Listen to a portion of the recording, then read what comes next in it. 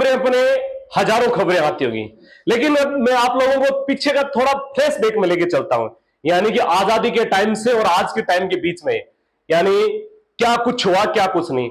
अपन बात करते हैं सबसे पहले जवाहरलाल नेहरू जी की। आप सब लोग जानते होंगे, वो तो अपने देश के प्रथम प्रधानमंत्री थे। फिर बात करते हैं रामकृष्ण डालमिया।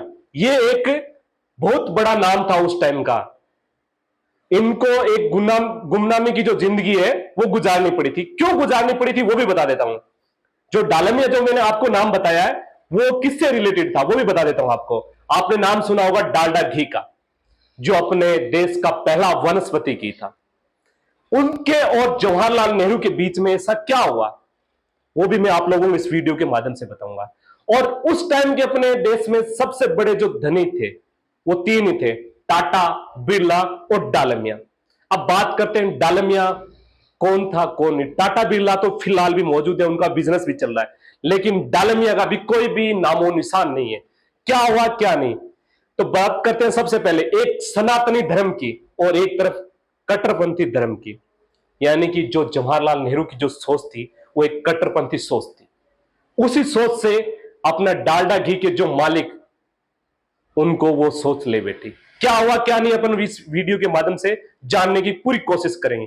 बने रहे मेरे साथ में साथियों, मैं आपका साथी लक्ष्मण सिंह सुरदला। टाटा, बिड़ला और डालमिया ये तीन नाम बचपन से सुनते आए हैं, मगर डालमिया घराना अब न कहीं व्यापार में नजर आता और न ही कहीं इसका नाम सुनाई देता है। डालमिया घराने के बारे में जानने की बहुत इच्छा थी। लीजिए आप भी पढ़िए कि नेहरू के जमाने में भी 1.5 लाख करोड़ के मालिक डालमिया को साजिशों में फंसा के नेहरू ने कैसे बर्बाद कर दिया। ये तस्वीर है राष्ट्रवादी खरबपति सेठ रामकृष्ण डालमिया की, जिसे नेहरू ने झूठे मुकदमों में फंसाकर जेल भेज दिया तथा एक एक रुपए का मोहताज बना दिया। वास्तव में डालमिया जी ने स्वामी कृपात्री जी महाराज के साथ मिलकर गौहत्या एवं हिंदू कोड बिल पर प्रतिबंध लगाने के मुद्दे पर नेहरू से कड़ड़ी ही टक्कर ले ली थी। लेकिन नेहरू ने हिंदू भावनाओं का दमन करते हुए गौहत्या पर प्रतिबंध भी नहीं लगाया तथा हिंदू कोड बिल भी पास कर दिया और प्रतिशोध स्वरूप हिंदूवादी सेठ डालमिया को जेल में भी डाल दिया तथा उनके उद्योग धंधों को बर्बाद कर दिया। इतिहास इस बात का साक्षी है कि जिस व्यक्ति ने नेहरू के सामने सिर उठाया उसी को नेहरू ने मिट्टी में मिला दिया। देशवासी प्रथम राष्ट्रपति डॉक्टर जेटरेंद्र प्रसाद और सुभाष बाबू के साथ उनके निर्मम व्यवहार के बारे में वाकिफ होंगे, मगर इस बात को बहुत कम लोग जानते हैं कि उन्होंने अपनी जिद के कारण देश के उस समय के सबसे बड़े उद्योगपति सेठ रामकृष्ण डालमिया को बड़ेडी बेरहमी से मुकदमों में फंसाकर न केवल कई वर्षों तक जेल में रहने को मजबूर कर दिया। जहां तक रामकृष्ण डालमिया का संबंध है, वे राजस्थान के एक कस्बा चिढ़ावा में एक गरीब अग्रवाल घर में पैदा हुए थे और मामूली शिक्षा प्राप्त करने के बाद अपने मामा के पास कोलकाता चले गए थे। वहां पर बुलियन मार्केट में एक सेल्समैन के रूप में उन्होंने अपना व्यापारिक जीवन शुरू किया था। भाग्य ने डटकर डालमिया का साथ दिया और कुछ ही वर्षों के बाद वे देश के सबसे बड़े उद्योगपति बन गए। उनका औद्योगिक साम्राज्य देश भर में फैला हुआ था, जिसमें समाचार पत्र, बैंक, बीमा कंपनियां, विमान सेवाएं, सीमेंट, वस्त्र उद्योग, खाद्य पदार्थ आदि सैकड़ों उद्योग शामिल थे। डालमिया सेठ के दोस्ताना रिश्ते देश के सभी बड़े नेताओं से थीं और वे उनकी खुले हाथ से आर्थिक सहायता किया करते थे। इसके बाद एक घटना ने नेहरू को डालमिया का जानी दुश्मन बना दिया। कहा जाता है कि डालमिया एक कट्टर सनातनी हिंदू थे और उनके विख्यात हिंदू संत स्वामी कृपात्री जी महाराज से घनिष्ठ संबंध थे। कृपात्री जी महाराज ने 1948 में एक राजनीतिक पार्टी राम राज्य परिषद स्थापित की थी। 1952 के चुनाव में यह पार्टी लोकसभा में मुख्य विपक्षी दल के रूप में उभरी और उसने 18 सीटों पर विजय प्राप्त की। हिंदू कोड बिल और गोवध पर प्रतिबंध लगाने के प्रश्न पर डालमिया से नेहरू की ठन गई।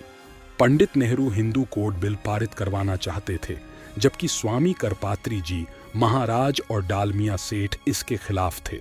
हिंदू कोड बिल और गोहत्या पर प्रतिबंध लगाने के लिए स्वामी करपात्री जी महाराज ने देशव्यापी आंदोलन चलाया, जिसे डालमिया जी ने डटकर आर्थिक सहायता दी। नेहरू के दबाव पर लोकसभा में हिंदू कोड बिल पारित हुआ, जिसमें हिंदू महिलाओं के लिए तलाक की व्यवस्था की गई थी। कहा जाता है कि देश के प्रथम राष्ट्रपति doctor Rajendra Prasad Hindu code bill के सख्त खिलाफ थे, इसलिए उन्होंने इसे स्वीकृति देने से इनकार कर दिया। जिद्दी नेहरू ने इसे अपना अपमान समझा और इस विधेयक को संसद के दोनों सदनों से पुनः पारित करवाकर राष्ट्रपति के पास भिजवाया। संवैधानिक प्रावधानों के अनुसार राष्ट्रपति को इसकी स्वीकृति देनी पड़ी ही। इस घटना ने नेहरू को डालमिया का जानी दुश्मन बना दिया। कहा जाता है कि नेहरू ने अपने विरोधी सेठ रामकृष्ण डालमिया को निपटाने की एक योजना बनाई। नेहरू के इशारे पर डालमिया के खिलाफ कंपनियों में घोटाले के आरोपों को लोकसभा में जोरदार ढंग से उछाला गया।